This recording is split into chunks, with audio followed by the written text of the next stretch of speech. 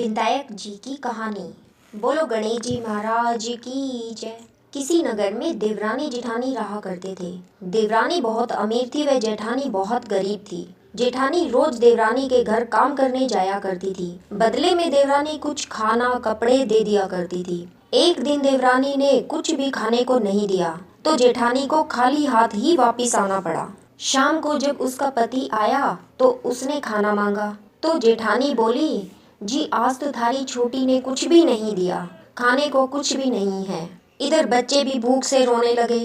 वह भूखा तो था ही और बच्चों को देखकर उसको और गुस्सा आ गया और उसने लकड़ी लेके अपनी पत्नी की खूब पिटाई कर दी।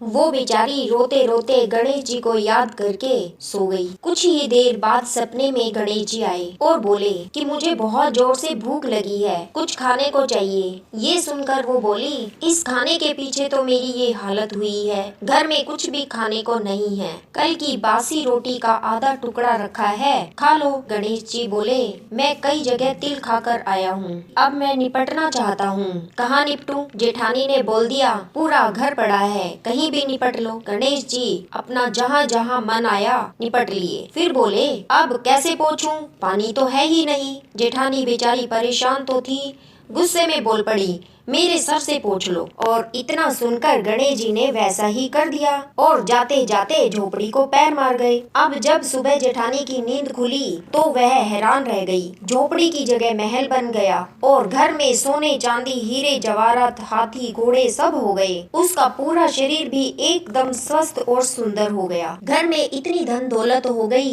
इसलिए वह देवरानी के घर काम करने नहीं जा पाई। तो इस पर देवरानी ने बच्चों से कहा, देख के तो आओ जरा, आज तुम्हारी ताई जी क्यों नहीं आई? बच्चों ने आकर बताया कि ताई जी के घर तो बहुत धन दौलत हो गए हैं। देवरानी दौड़ी दौड़ी जेठानी के घर गई और जेठानी से पूछा, ये सब कैसे हुआ? जेठानी बेचारी भोली भाली थी, उसने सारी बात सच सच बता दी। अब तो देवरानी के मन में लालच आ गया। वो वापिस अपने घर आई और अपने पति से बोली, मुझे भी लकड़ी से मारो। उसका पति बोला, अरे मूर्ख, वो तो दुखिया गरीब थी, तू तो अच्छी भली है, क्यों पैसे के लालच में मार खाना चाहती है?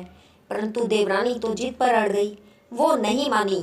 पति को गुस्सा आ गया और गुस्से में अच्छी तरह से उसके लगा दिए। इसके बाद मार खाकर वो गणेश जी का नाम लेके सो गई। सपने में गणेश जी आए, खाने को मांगा तो वो बोली, महाराज वहाँ तो आपको कुछ नहीं मिला, मैंने तो खूब पकवान बना कर रखे हैं, खूब खाओ। गणेश जी ने खूब खाया और फिर बोले, कहाँ निपटूं? वो बोली, जेठानी तो कई कई दिन तक बालों में कंघी भी नहीं करती, मेरा सिर तो बहुत साफ सुथरा है, पोंछ लो। गणेश जी ने वही किया और चले गए। वो जब सुबह उठी तो पूरे घर में गंदगी और बदबू हो चुकी थी। उसके सिर में से गंदी बदबू आ रही थी। वो सब कुछ साफ करने लगी, परंतु जितना साफ करे उतना ही और हो जाए। उसने विनायक जी के हाथ जोड़े और बोली, गणेश जी महाराज अपनी ये माया समेट लो, मुझे ये सब गंदगी क्यों दी? तभी आकाशवाणी हुई और आवाज आई, अपनी जेठानी को जायदाद का आधा हिस्सा दे। छप्पर में 2 सुइयां टंगी हुई हैं, उनमें से एक सुई दे। बर्तनों में से आधे बर्तन दे। देवरानी ने ऐसा ही किया। तब जाकर उसके घर से सारी गंदगी साफ हुई। देवरानी को उसके लालच का फल मिला। हे गणेश जी महाराज, जैसे जेठानी के संकट दूर किए, अन्न धन के भंडारे भरे, ऐसे ही कहते सुनते सबके घर में भंडारे भरना। बोलो विनायक जी महाराज।